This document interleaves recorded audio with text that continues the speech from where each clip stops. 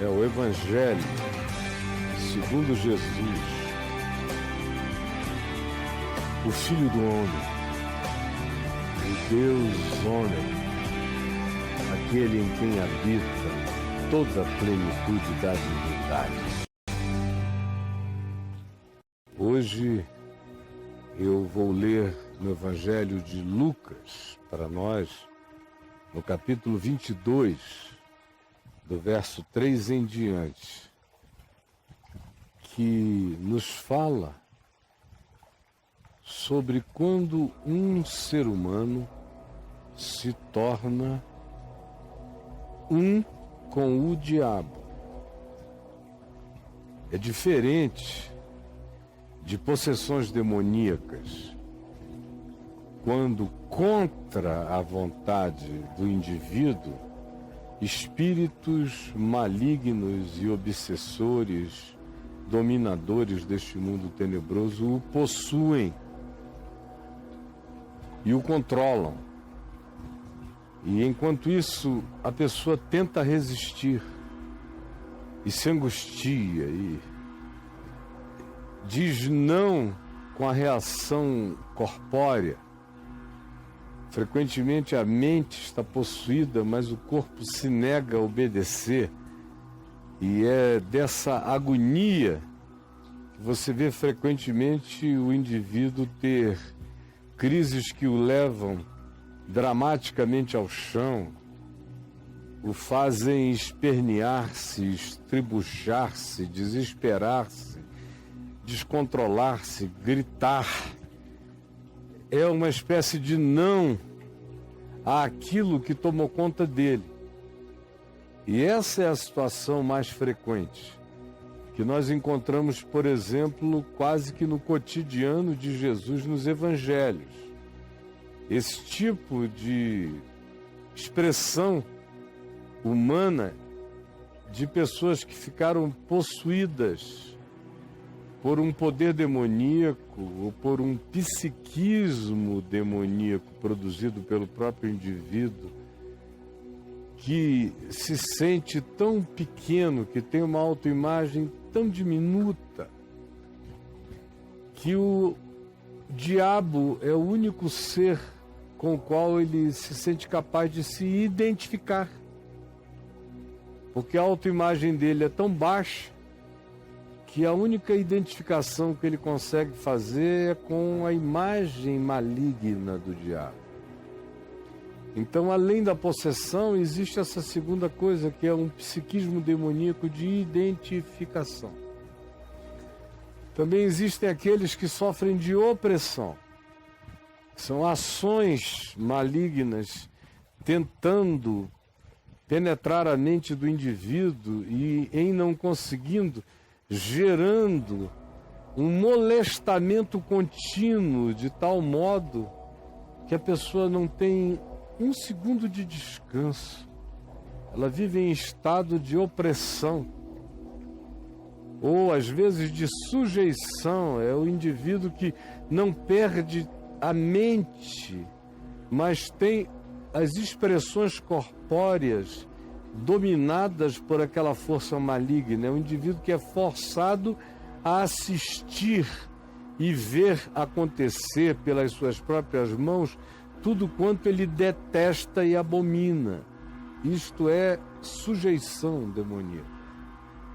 E existe aquele estado infinitamente mais profundo, que geralmente não acontece com pobres, nem com miseráveis, nem com angustiados, aflitos, desesperados. Esses, no máximo, são possessos, oprimidos ou sujeitos, mas não se tornam, raramente se tornam um com o diabo. Para se tornar um com o diabo, você tem que estar num lugar de determinado nível de poder. De consciência e de certa lucidez. Tornar-se um com o diabo implica numa rendição, implica numa adesão. implica numa escolha, implica numa convicção que se ideologiza conforme o preceito e o princípio diabólico. Que princípio diabólico é esse? Como é que eu sei qual é o princípio diabólico e o princípio satânico? É porque o diabo é aquele que vem para dividir, para rachar, para polarizar. Aonde você vir pessoas ridicularizando a prudência, a sabedoria, a convergência, a pacificação, um equilíbrio médio, facilitador da realização das coisas para o bem da maioria. E ainda assim você encontrar um espírito divisor, bipolar, extravagante e que odeie qualquer expressão equilibrada de bom senso e de conciliação, saiba, aí há e aí está a presença do diabo, diabolos, que é o divisor. Isso não é apenas dentro de ambiente religioso. O ambiente religioso é bobagem perto do que importa no mundo. Isso acontece em todos os ambientes, especialmente na dimensão política. O mundo hoje vive um momento diabo, de bipolarização radical em todos os níveis. Isso vai e atinge a todas as possibilidades de divisão, aonde o que podia ser um é rachado no meio e se coloca sobre esse indivíduo, ou esses indivíduos, ou essas bandas, ou essas partes do processo, uma inimizade irreconciliável, aonde os indivíduos se sentem traindo a si mesmos e se admitirem um diálogo pacificador com o opositor, com o outro. Quando isso acontece, você tem uma manifestação diabo presente. E quem pode negar que nós vivemos no mundo e no nosso país uma manifestação diabo na presente geração? De ódio, de polarização, de raivas, de inimizades fidagais, horrorosas, indizíveis. Quem pode? Tem gente, inclusive, se jactando, se exaltando, se ensoberbecendo de ser assim, desavergonhadamente lutando contra o que quer que não seja divisivo, ideologicamente falando, como ele propõe, sem nem saber que fez uma adesão ideológica a um espírito diabo na Terra. Então, o que diferencia a possessão, a opressão e a sujeição desse homem-diabo ou desse homem-satanás? Diabo, diabolos é o que divide. E Satanás é o que se opõe. É o adversário, é aquele que se inimiza. Em relação a quem não existem termos de pacificação. É um compromisso de ódio assumido, de hostilidade definida. É assim que é Satanás. E ele não aceita nenhum argumento de paz. Paz existe para se transformar apenas em ódio e em guerra para ele. Então, quando é que um ser humano se torna um diabo? Quando é que um ser humano se torna um Satanás? É o que diz o nosso texto hoje. Lucas 22, 3 diz: ora, enquanto isto, enquanto Jesus profetizava enquanto Jesus advertia: acautelai-vos, que nunca vos suceda que os vossos corações fiquem sobrecarregados com as consequências da orgia, da embriaguez e das preocupações deste mundo, e para que aquele dia não venha sobre vós como um laço.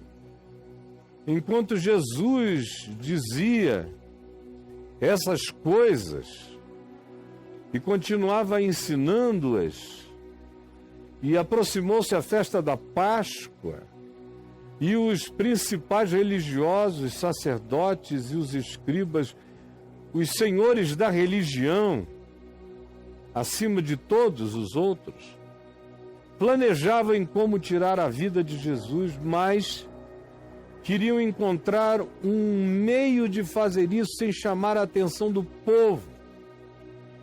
Porque a essa altura Jesus já era amado por muita gente e eles não queriam atrair para eles problemas de natureza insolúvel com a reação dramática do povo. Por isso eles queriam uma ocasião sutil, eles esperavam algo subreptício. E foi isso que eles obtiveram. Enquanto eles desejavam isto, nas suas reuniões de trama, de que vamos fazer com esse homem, a multidão está se voltando para ele, o povo está se voltando para ele. O que nós vamos fazer? A gente tem que pará-lo, a gente tem que calá-lo, a gente tem que interrompê-lo. Mas não podemos fazer isso na presença do povo. Tem que haver uma discreção maligna no processo para a gente conseguir destruí-lo. E enquanto eles pensam isto, existe um mediador invisível.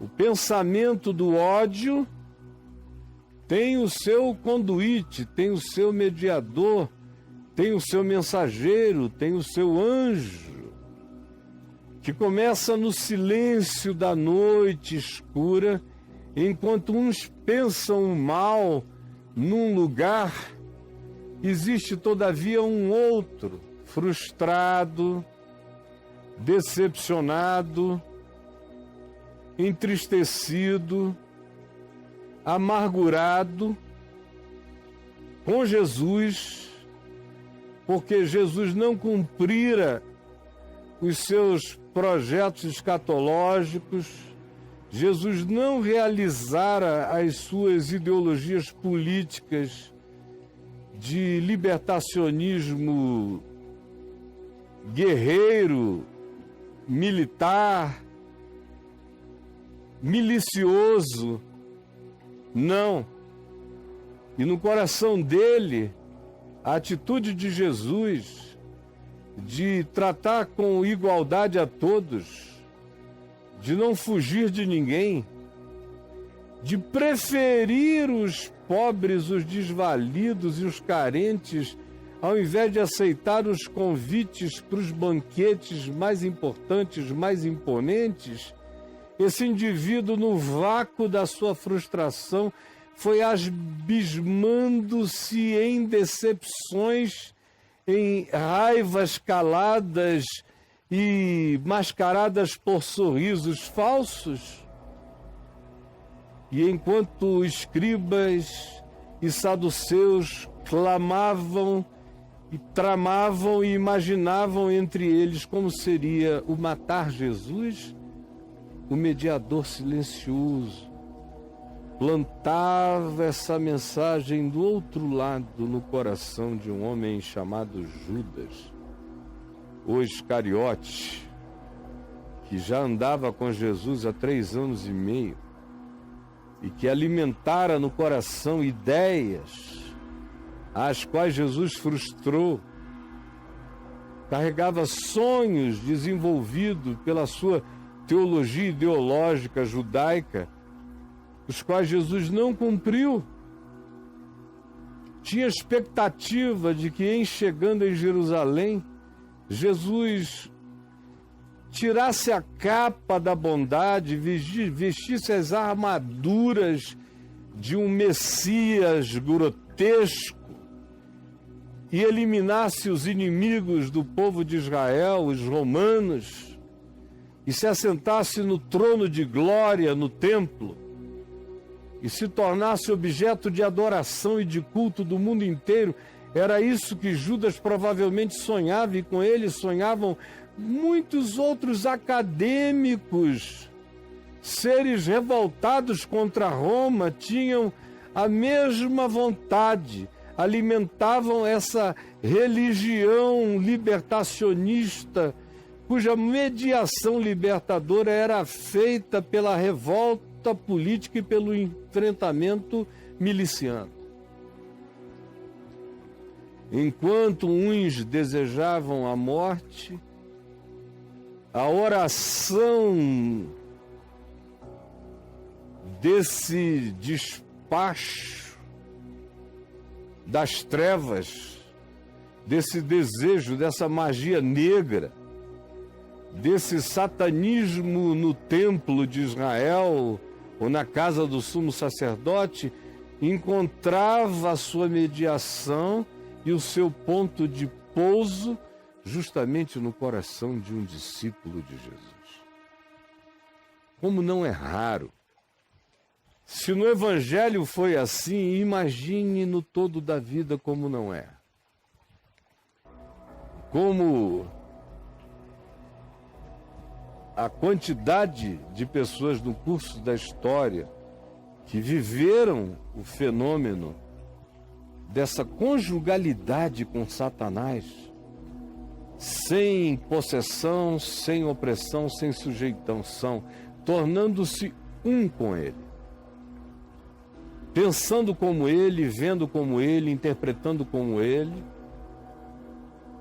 tendo as lógicas dele, agindo no mundo com os princípios do diabo, com as armas das trevas, que são mentira, engano, ódio, traição, dissimulação, como dentro da religião, mais do que em qualquer outro ambiente, as pessoas se tornam um com Satanás.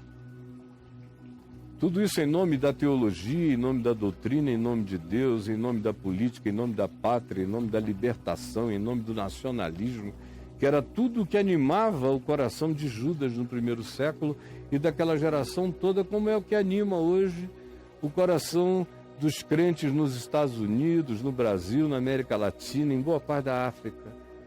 Os que sofrem desta mesma influência e que são expectantes desse mesmo poder político dominador em nome de Deus na terra.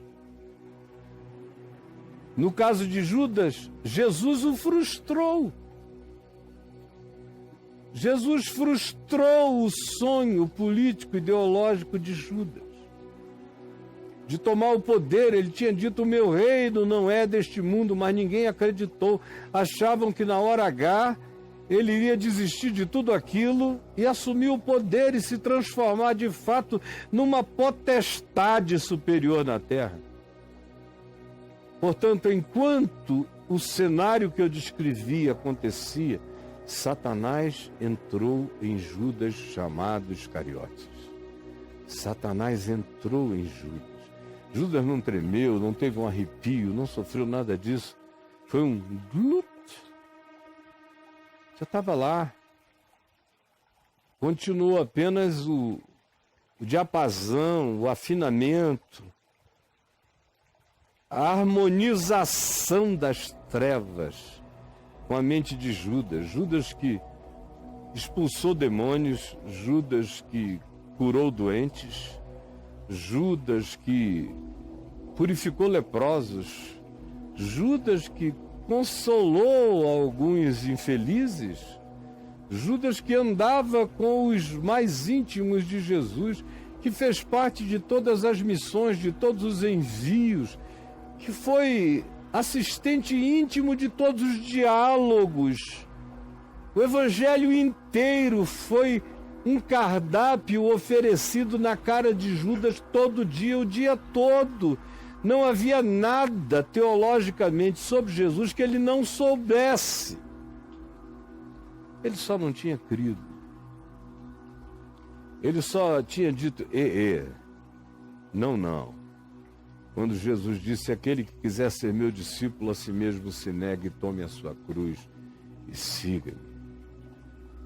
Ele só não concordou com Jesus quando Jesus disse a Pedro, arreda, Satanás, porque tu não cogitas das coisas de Deus e sim das coisas dos homens. Judas não disse nada, mas disse, Pedro tinha razão.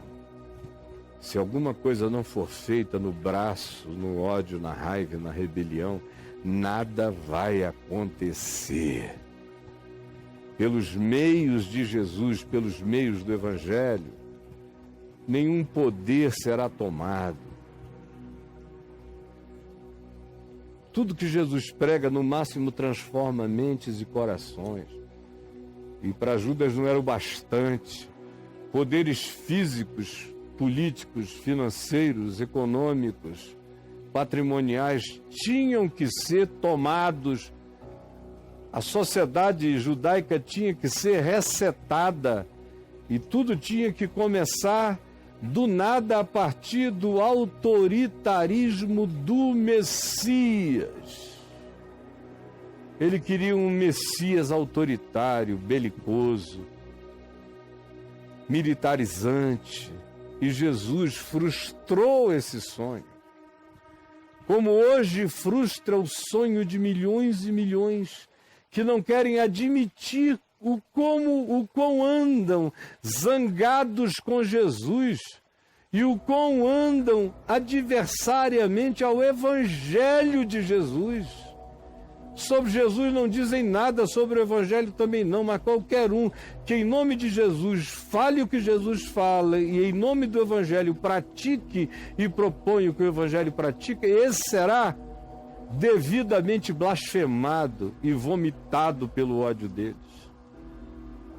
Porque Satanás entrou neles e eles não notaram. Satanás senta na mesa com eles, toma do vinho com eles, come do pão e do bocado molhado com eles. Satanás faz a gestão dos dízimos e ofertas como Judas fazia. Tem opiniões de suposta economia, como Judas tinha, quando disse, porventura não era melhor economizar-se todo esse dinheiro e dar aos pobres do que deixar essa mulher despender esse tesouro em perfume derramando sobre Jesus? Ele tinha um discurso que podia se identificar com o melhor uso do patrimônio, da riqueza que chegasse até as mãos dele. Ele tinha um discurso que enganava bem. Mas Satanás entrou nele.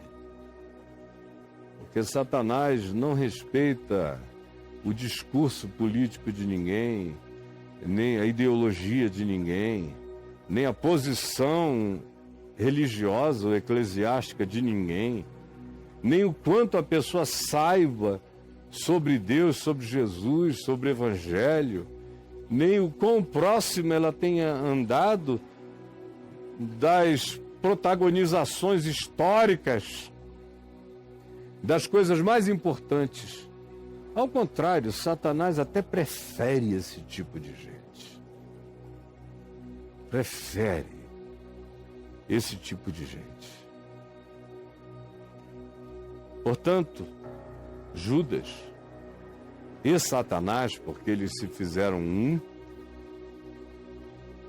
Judas em Satanás e Satanás em Judas, foram se entender com os principais da religião e com os oficiais militares que trabalhavam para os religiosos, para verem um modo como agora juntos, os que desejavam a morte dele há muito tempo e não sabiam como, os que queriam calá-lo há muito tempo e não tinham meios, com esse que era de total confiança, que era de dentro e que supostamente tinha todas as informações necessárias para que Jesus fosse apanhado num flagrante noturno, sem que a multidão visse ou soubesse, dando a eles tempo para prepararem as fake news e as mentiras, para que no dia seguinte, no decorrer de todo o outro dia, Jesus fosse transformado num ser digno de desprezo,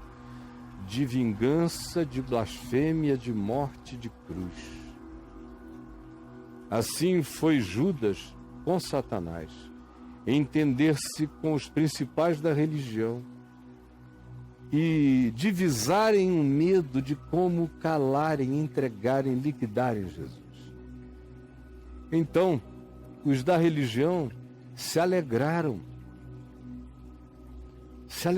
o pessoal do templo, do culto, da liturgia, da teologia, do ensino, os dominadores do mundo religioso, os senhores das consciências medianas, os detentores dos saberes que, por serem anunciados como poderes superiores, faziam todo outro ser ignorante uma pessoa que achava que não tinha a menor condição de pensar certo.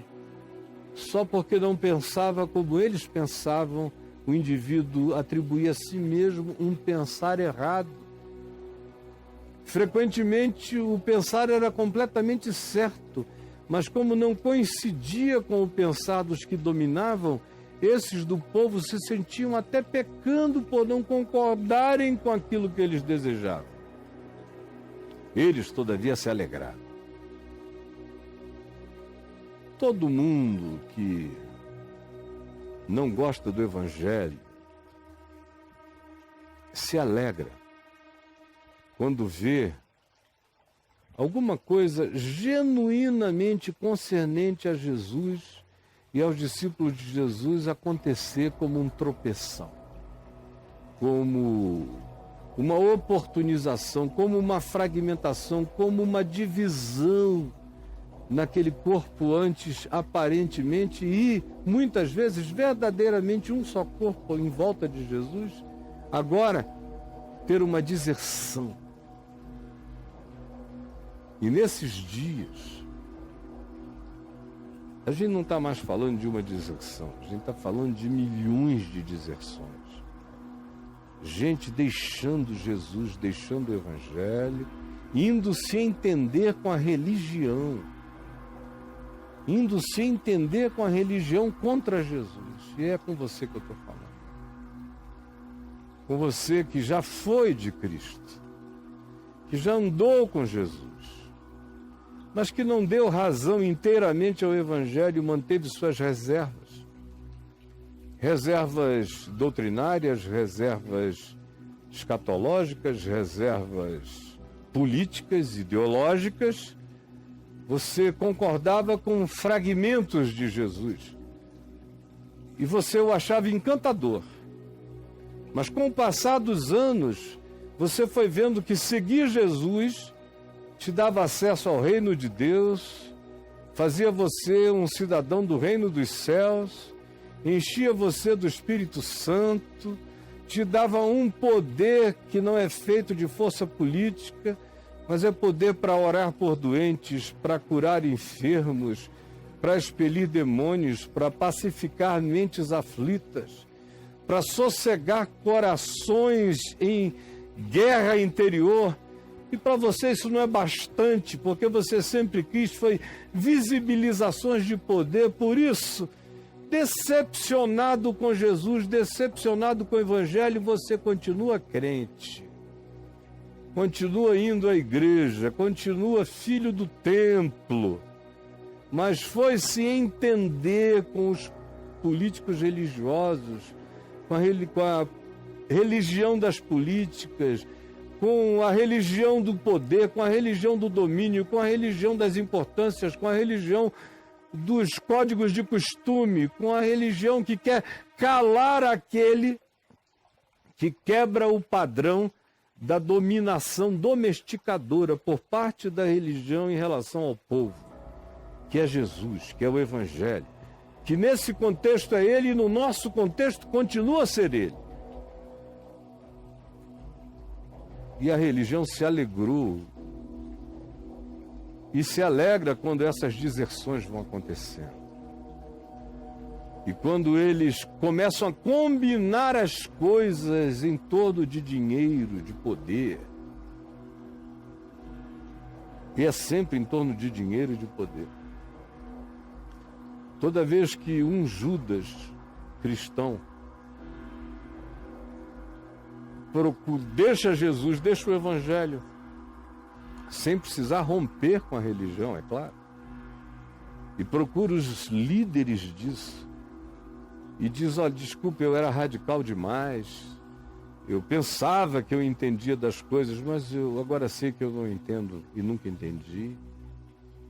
E vim fazer uma combinação, ninguém precisa ser tão radical. Agora eu vejo quais são as motivações de vocês. Vocês são nacionalistas, patriotas, vocês querem a libertação de Israel. Eu estou com vocês nessa e reconheço que a mensagem de Jesus atrapalha esse processo. Ele pacifica, ele acalma, ele aquieta, ele manda amar o inimigo e orar pelos que nos perseguem. Tudo isso trabalha contra a causa do enfrentamento, do ódio, da raiva. E o que esse tempo, essa geração precisam é de raiva e de ódio. Lá na frente a gente restabelece a paz de Jesus. Por enquanto é o ódio é que é o Messias dessa geração. Então eles se alegraram juntos e combinaram juntos o dinheiro no qual tudo isso implicaria, porque há trocas, há barganhas, há favores. Sempre há muitos favores. Então Judas concordou. Concordou. Coração se tornou um. Concordar é ter o mesmo coração. Judas aderiu ao coração deles, que já era um coração em adesão ao espírito de Satanás. Judas concordou, Judas comungou, Judas se alegrou, e Judas combinou, e Judas concordou. A alegria mexe nas emoções, a combinação atinge a dimensão intelectual que quantifica o processo, e o concordar faz com que surja uma harmonia com aquele espírito, um coração só com as trevas. E aí o processo se transforma em movimento histórico. Buscava, entrou em estado de moção, de motion, de movimento, de ação. Concordou, por isso buscava. Concordou, por isso buscava. Uma boa ocasião para entregar Jesus sem tumulto. Eu quero dizer a você que não é bobo nem nada, que nós estamos vivendo exatamente nesta época. De novo, não é a primeira vez na história, assim chamada história da igreja, nos últimos 2000 anos, começando com Judas e atravessando o cristianismo todo, nunca não houve Judas. Só que eles só crescem. Entre aqueles 12 havia um. Agora, entre esses milhões, existem milhares de Judas. Entre os bilhões de cristãos, existem milhões de Judas. E entre os milhares que dizem que estão no poder para fazer exaltado o nome de Jesus, cantam um hino, que exalta o nome de Jesus, glorifica, são hinos marciais de Jesus vindo, saúdam o nome de Jesus vitorioso, Mas nada tem a ver com o Cristo que vem dos céus.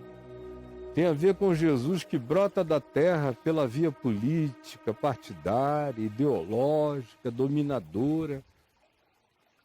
De modo que a ideologia vai se transformando na espiritualidade dos crentes.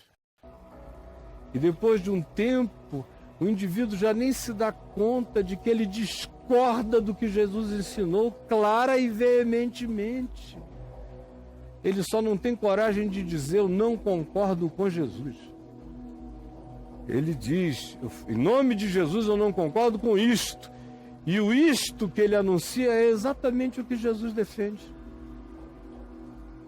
Ele não tem coragem de rasgar o evangelho, mas ele acha graça de todos os puros e inocentes que querem praticar a simplicidade do que Jesus ensinou.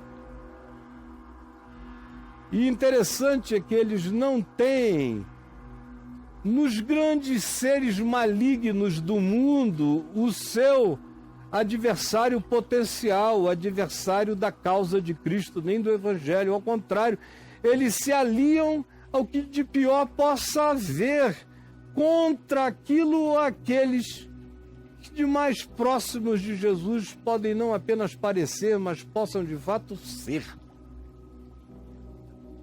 E assim a gente vai vendo quando os homens se tornaram um com Satanás, quando se tornaram irmãos do diabo, embora continuem dizendo que o amor de Deus o Pai, a graça de nosso Senhor Jesus Cristo e o poder do Espírito Santo seja convosco, irmãos.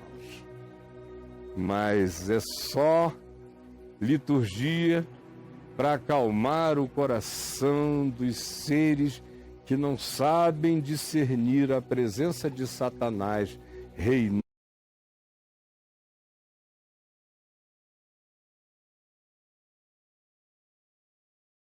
Falar mais.